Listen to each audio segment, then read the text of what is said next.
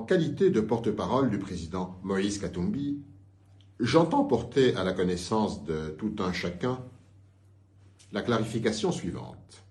Après les élections les plus chères et les plus frauduleuses jamais organisées en République démocratique du Congo, on entend à travers des déclarations et des communiqués des appels invitant les candidats qui contestent les résultats de cette tricherie à recourir aux voies légales et à la Cour constitutionnelle.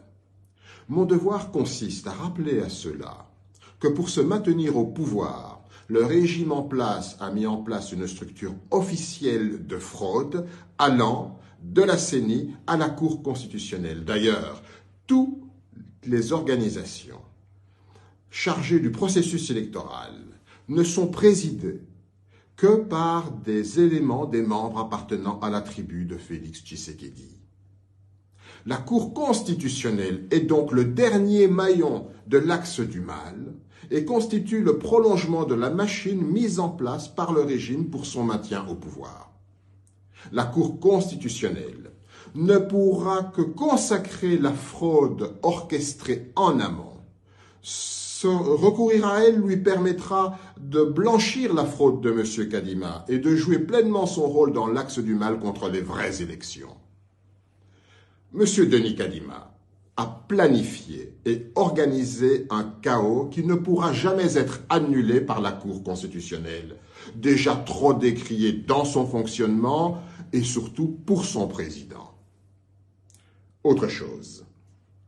Suite à toutes les irrégularités reconnues même par M.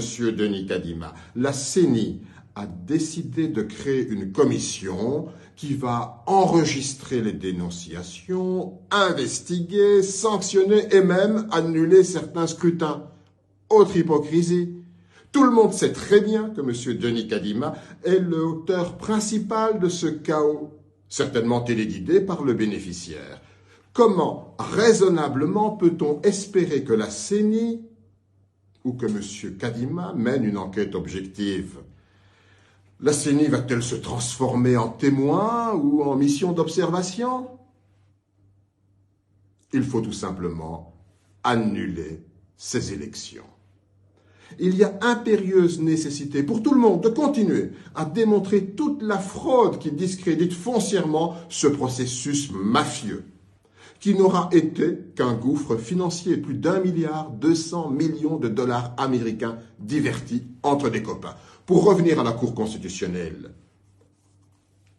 que pouvons-nous attendre d'elle si l'on sait que son président a félicité la CENI pour la qualité du travail abattu?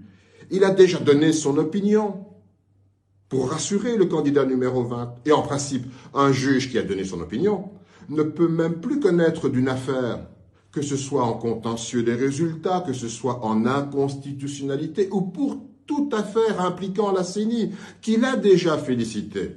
En réalité, il ne nous reste que l'article 64 qui fait obligation à toutes les Congolaises et à tous les Congolais de faire échec à toute tentative illégale de prise de pouvoir.